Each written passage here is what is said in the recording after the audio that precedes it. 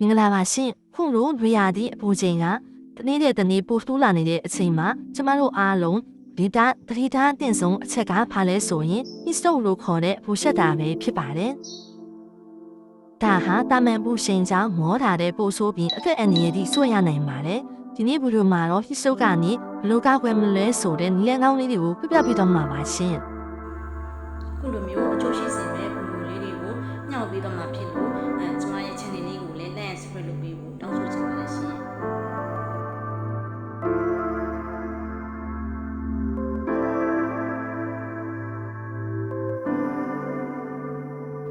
ပန်းဝန်းကျင်ကြောင့်ဖြစ်ပေါ်တဲ့အရာတွေမှာဆိုလို့ရှိရင်ရာသီဥတုပူချိန်ရမ်းပြင်းလို့ဖြစ်တဲ့ heat disorder နဲ့နောက်ရာသီဥတုအားအေးဖြစ်တဲ့ cold disorder ဆိုပြီးရှိပါတယ် heat disorder မှာဆိုလို့ရှိရင်ဒီမှာဆိုရင် heat stress ကိုခေါ်တဲ့အပူချိန်ကြောင့်ရေပြားရည်နေလာတာမျိုးနောက်တစ်ခုကကြတော့ကြက်သား heat current လို့ခေါ်တဲ့ကြက်သားတွေ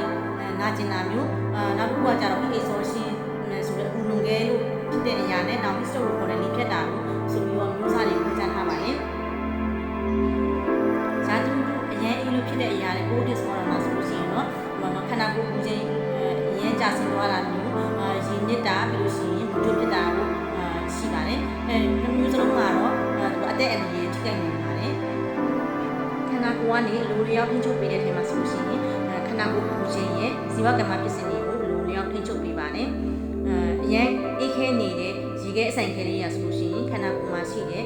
တစ်ရှူးတွေကိုအရင်ကိုအေးသွားစေပါတယ်နောက်တစ်ခုကကြတော့အပူချိန်ပြင်းထန်လွန်ကဲနေပြီဆိုလို့ရှိရင်လည်းခန္ဓာကိုယ်ထဲမှာရှိတဲ့ protein တွေဆိုလို့ရှိရင်စုပုံပြီးတော့ခဲသွားစေပါတယ်ပန်ဝန်းကျင်ကဆိုးဆိုးဝါးပူနေသလား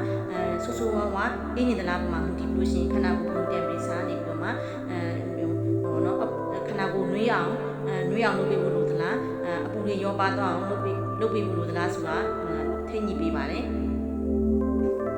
နောက်တစ်ခုကခန္ဓာကိုယ်ရဲ့အပူချိန်မှာမူတည်ပြီးတော့ဒီခန္ဓာကိုယ်မှာအရေးကြီးတဲ့ဇီဝကမ္မဖြစ်စဉ်တွေကလည်းပြောင်းလဲမှုတွေရှိပါတယ်ခန္ဓာကိုယ်ရဲ့အပူချိန်ကအရင်နည်းသွားပြီဆိုလို့ရှိရင်ဒီခန္ဓာကိုယ်မှာရှိတဲ့ဇီဝကမ္မဖြစ်စဉ်တွေကိုနှေးသွားစေပါတယ်နောက်တစ်ခုကကြတော့ဒီခန္ဓာကိုယ်ထဲမှာရှိတဲ့အပူချိန်တွေကအရင်များသွားပြီဆိုလို့ရှိရင်ဒီခန္ဓာကိုယ်မှာရှိတဲ့ဇီဝကမ္မဖြစ်စဉ်တွေကိုဖြစ်စီပြီးလို့ရှိရင်အသက်အန္တရာယ်ရှိနိုင်ပါတယ်ခန္ဓာကိုယ်ရဲ့အပူချိန်တွေကနည်းနည်းနဲ့ရောကြစေတယ်ဆိုလို့ရှိရင်နံပါတ်1အနေနဲ့ကချွေးပြန်တဲ့ခါမှာလည်းခန္ဓာကိုယ်ရဲ့အပူချိန်ကိုရောကြစေပါမယ်နောက်တစ်ခုကကြတော့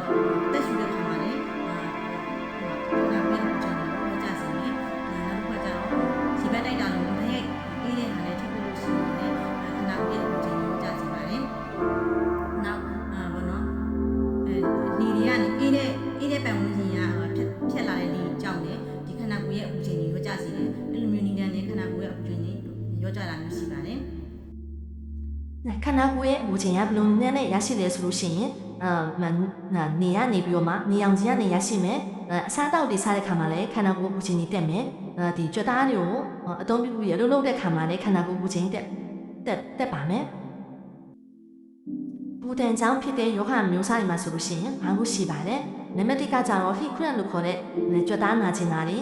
နံပါတ်2ကကြတော့ heat exhaustion လို့ခေါ်တဲ့အပူချိန်လွန်ကဲခြင်းကြောင့်ဖြစ်တဲ့စားတဲ့ဆုံးရှုံးတာရေတဲ့ဆုံးရှုံးတာရေတဲ့ခန်းချောက်တာမျိုးတွေနံပါတ်3ကကြတော့ heat stroke လို့ခေါ်တဲ့ပူကြောင့်နေဖြတ်တာနံပါတ်4ကကြတော့ malignant hyperthermia လို့ခေါ်တဲ့ပူချိန်ကြောင့်ဖြစ်တဲ့ယောဂတွေနံပါတ်5ကကြတော့ stress related hyperthermia လို့ခေါ်တဲ့ဆီဝါးတွေရဲ့နဲ့ပတ်သက်ပြီးတော့ဆက်ဆက်ပြီးတော့ဖြစ်တဲ့ပူရှင်များတဲ့ယောဂတွေဆိုပြီးတော့မှအားမျိုးရှိပါတယ်အပူတန်ကြောင့်ဖြစ်နိုင်တဲ့ယောဂတွေကိုပြောပြီးတဲ့နောက်မှာဒီဘလိုတွေမှာပို့ပြီးတော့ဖြစ်များလဲဆိုလို့ရှိရင်ဒီပူပြင်းတဲ့ရာသီဥတုမှာကာယအင်အားသုံးပြီးတော့မှလှုပ်ရတဲ့ဝန်ထမ်းတွေစစ်သားတွေအားကစားသမားတွေအသက်ရွယ်အားဖြင့်ဆိုလို့ရှိရင်အသက်ကြီးတဲ့လူတွေအသက်ငယ်တဲ့လူတွေနောက်နှလုံးရောဂါသမားတွေဆေးဆွဲတောက်နေရတဲ့မှာပို့ပြီးတော့မှဖြစ်နိုင်စေရပါတယ်တန်ကြောင့်ဖြစ်တဲ့ယောဂမျိုးစားတွေမှာဆိုလို့ရှိရင်ပထမဆုံးအနေနဲ့ heat cramp ရဲ့လက္ခဏာတွေဘာတွေလဲဆိုလို့ရှိရင်ဒီမှာဆိုရင်ကြက်သားတွေနာကျင်မယ်ပြီးလို့ရှိရင်ကြွက်တက်မယ်ကြောဆွဲတာတွေဖြစ်မယ်ပေါ့နော်ကဲအဲ့လိုမျိုးလက္ခဏာတွေဖြစ်လာပြီဆိုလို့ရှိရင်အေးတဲ့နေရာမှာအနားယူရမယ် စားရည်တောက်ဖို့ပဲပါတယ်တကယ်လို့ဘာလဲချွေးထက်များရုံတစ်ခုပဲဆိုလို့ရှိရင်တော့ရေမြမြတောက်ပေးရုံနဲ့လုပ်လုပ်ပါတယ်ဒုတိယတစ်ခုကတော့ heat exhaustion လို့ခေါ်ပါတယ်သူကကြတော့အပူလွန်ခဲ့တဲ့နေရာမှာအကြာကြီးပြင်းပြင်းထန်ထန်လှုပ်နေတဲ့ခါမှာဆိုလို့ရှိရင်ခန္ဓာကိုယ်ရဲ့တဖြည်းဖြည်းနဲ့ရေဓာတ်တွေစားဓာတ်တွေဆုံးနှုံသွားပါတယ်အဲ့ဒီခါမှာဆိုရင်နှလုံးကိုထိကြိုက်မယ်နောက်ဆုံးမှာရေဓာတ်ခင်းချောက်တာတွေစားဓာတ်ချို့တဲ့ယောဂတွေဖြစ်မယ်ပေါ့နော်အဲ့ဒီဟာကိုတော့ heat exhaustion လို့ခေါ်ပါတယ် heat exhaustion ရဲ့လက္ခဏာတွေမှာဆိုလို့ရှိရင်နံပါတ်1ချွေးထွက်မယ်ဖြူခတ်ဖြူရောဖြစ်မယ်သွေးပေါင်တွေကျမယ်နှလုံးခုန်လုံးတွေညံ့မယ်ပေါ့နော်စီးထွက်တာနေသွားမယ်ပြုတ်မယ်အံမယ်ပြီးလို့ရှိရင်ခေါင်းတွေကိုက်မယ်ရေစားတာတွေရှိမယ်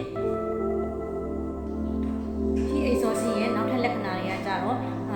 ကြွက်သားတွေနာကျင်မယ်ကြွက်တက်မယ်သတိလစ်မယ်ဇဝေးဇဝါဖြစ်မယ်အဖျားတက်တာလို့ဖြစ်ပါတယ် heat exhaustion လက္ခဏာတွေတွေ့ရမယ်ဆိုလို့ရှိရင်ပေါ့နော်ပြီးတဲ့နေရာမှာနာခိုင်းမယ်ဝတ်တွေချုပ်လို့ရှိရင်သူရေဘက်တိုက်ပြပါမယ်ဂျိုင်းကြားတွေပေါင်ချန်တွေကိုရေဘက်တွေပုတ်ပေးမယ်ဒီလက်စားရည်နဲ့ရေလုံလောက်တိုက်ပြရပါမယ်အဖျားကိုလည်းတစ်နာရီကြားတစ်ခါတိုက်ပေးရပါမယ်အကယ်၍ချမ်းတုံသားတွေအဖျားက100ဒီဂရီဖာရင်ရှိမယ်ဆိုလို့ရှိရင်တော့ရေဘက်တိုက်တာရလိုက်ရပါမယ်အဲ့လိုလုပ်ပြီးလို့3နာရီ4နာရီထိပူကြမလာဘူးဆိုလို့ရှိရင်တော့စီမံစည်းကမ်းအများဆုံးသွားတင်ပါတယ်နောက်တစ်ခုကတော့ heat stroke ပါသူကပြင်းထန်ပြီးတော့အသက်အန္တရာယ်ရှိနိုင်ပါတယ်heat stroke ရဲ့လက္ခဏာတွေမှာဆိုလို့ရှိရင်အဖျား104တဲ့ကြော်တာနောက်အရေပြားက6ပြီးတော့ပူနေတာချွေးလုံးဝမထွက်တော့တာပြီးရင်ကြံဝက်တန်းတွေဖြစ်မယ်တက်မယ်သတိလစ်သွားမယ်နောက်တစ်ခုကကြတော့နှလုံးခုန်လုံးတွေမြန်မယ်အသက်ရှင်လုံးတွေမြန်မယ်ပြီးတော့ခါကျရင်မူးဝေတာအားနေတာတွေရှိမယ်စိတ်ပိုင်းဆိုင်ရာအတက်ကြတွေမြန်မယ်လုံးဝသတိပြန်မလဲတာမျိုးတွေဖြစ်နိုင်ပါတယ်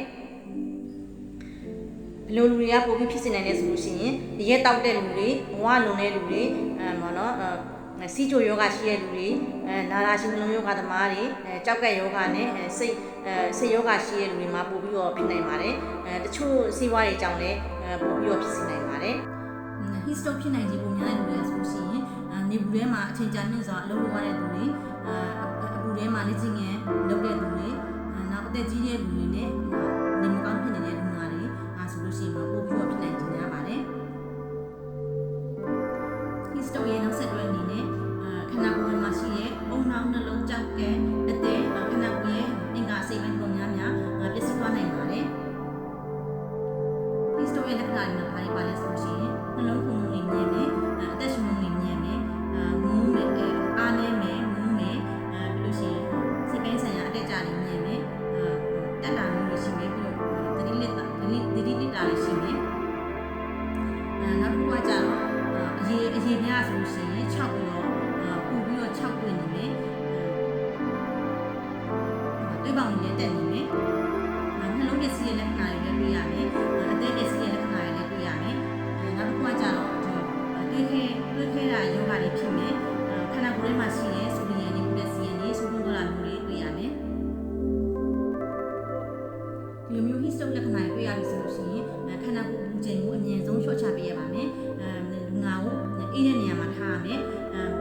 အင်ကြီးတွေပုံချလိုက်လို့ရှိရင်ရေဘက်တိုက်ပေးမယ်ဂျိုင်းကြားတွေပေါင်ချန်တွေရေဘက်တွေတိုက်ပေးမယ်ပန်ကားလေးဖွင့်ပေးမယ်